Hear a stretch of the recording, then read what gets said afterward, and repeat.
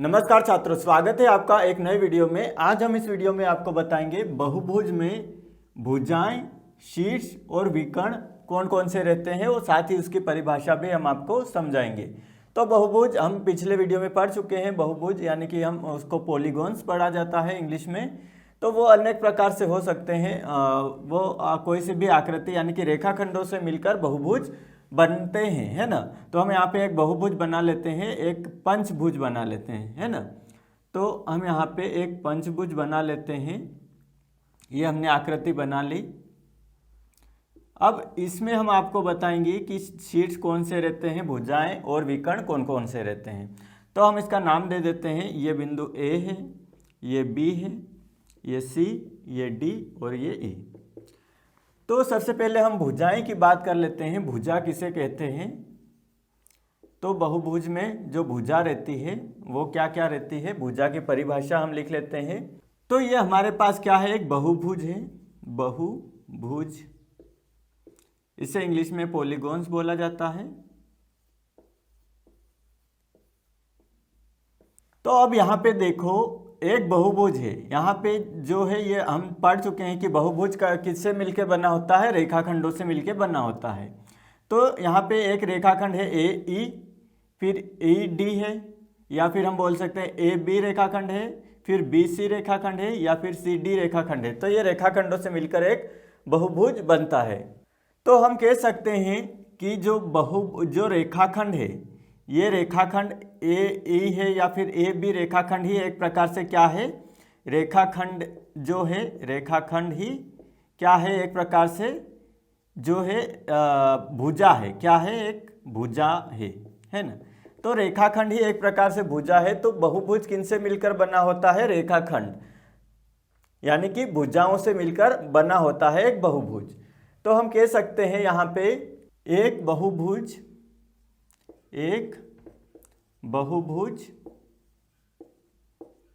को बनाने वाले रेखाखंड, उसकी भुजाएं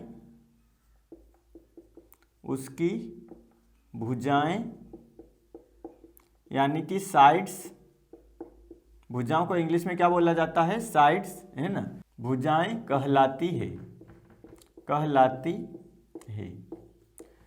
तो भुजा एक प्रकार से क्या है, एक रेखाखंड ही है। यानी कि एक बहुभुज को बनाने वाले रेखाखंड उसकी भुजाएं कहलाती है। यानी कि ये सब जो रेखाखंड मिलके बहुभुज को बना रहे हैं, ये इसकी जो सभी ये साइड में जितने भी है, ये बिंदु से मिलकर जो रेखाखंड है वो ही क्या है, एक प्रकार से भुजाएं हैं, है ना।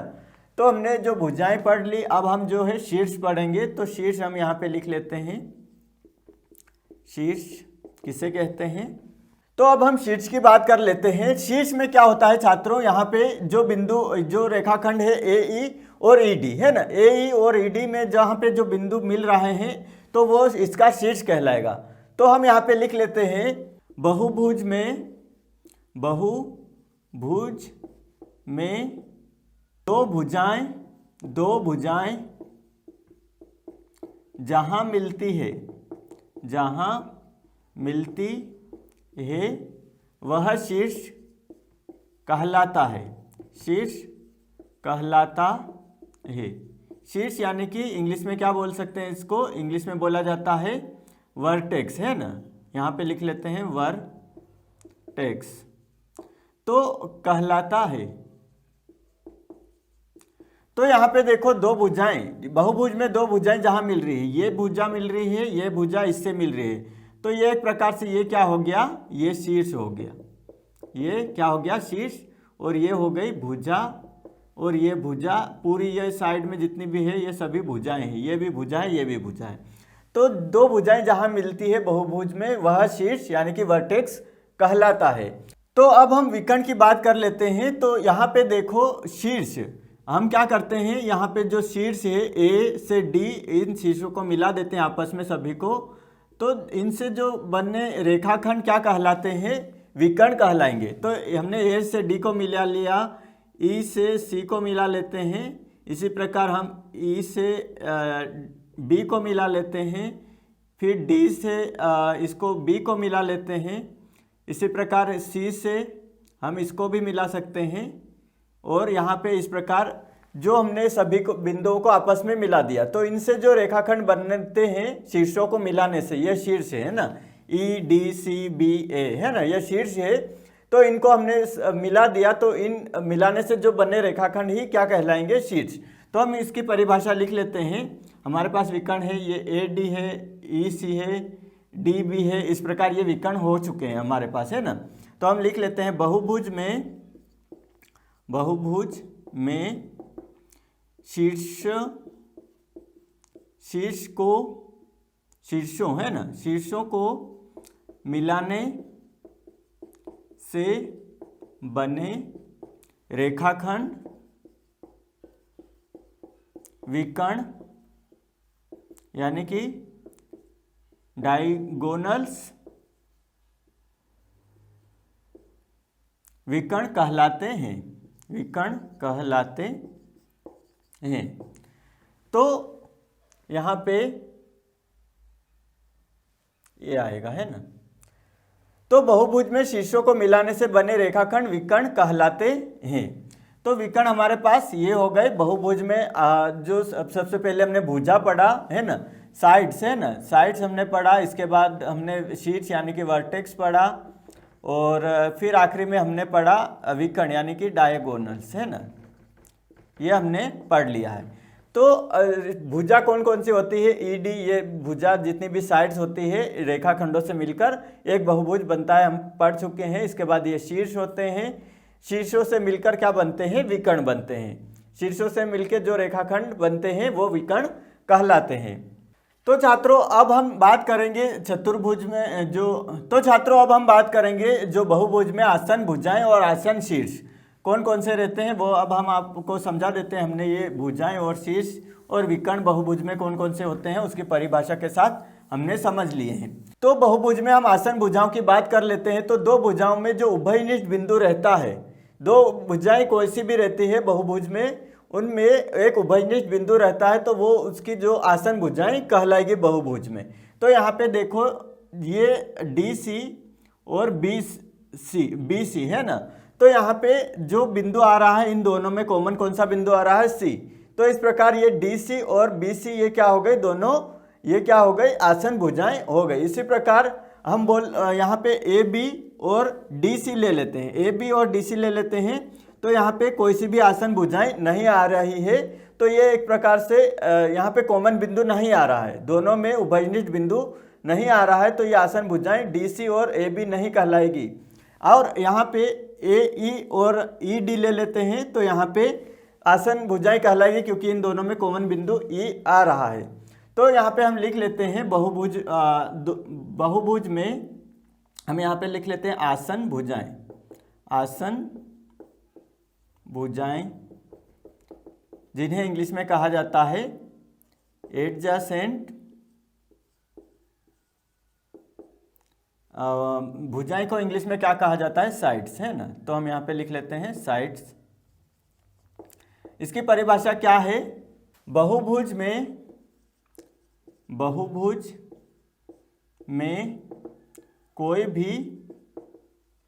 कोई भी भुजा ले सकते हैं ना, कोई भी दो भुजाओं के उभयनिष्ठ बिंदु होने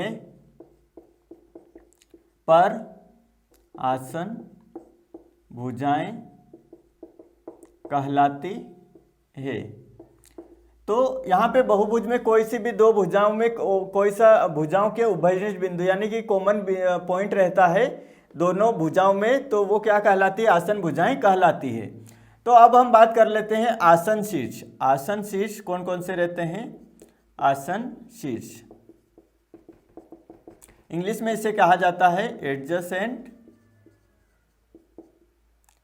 वर्टेक्स। तो इसकी परिभाषा क्या है, तो यहाँ पे जो आसन शीर्ष है वो बहुभुज की एक ही भुजा के अंत बिंदु होते हैं, है ना, ये है आसन शीर्ष। AB दोनों जो रेखाखंड के अंतिम बिंदु को हम बोल सकते हैं आसन शीर्ष। इसी प्रकार यहाँ पे ई और ए आसन शीर्ष है, इसी प्रकार सी और बी यहाँ पे आसन शीर्ष है, डी और सी यहाँ पे आसन शीर्ष है। तो हम कह सकते हैं बहुभुज में एक ही है ना, बहुभुज में एक ही भुजा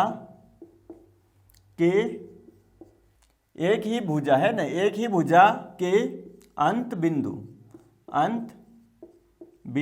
ये अंत बिंदु है, यहाँ पे बिंदु आ गया और यहाँ पे तो अंत हो गया ना, रेखाखंड का अंत यहाँ पे हो गया ए पे और यहाँ बी पे। इसी प्रकार ई से ए पे यहाँ पे ई पे हो गया और यहाँ पे ए पे हो गया। तो बहुभुज में एक ही भुजा के अंत में बहुभुज में जो एक ही भुजा के अंत बिंदु को आसन शीर्ष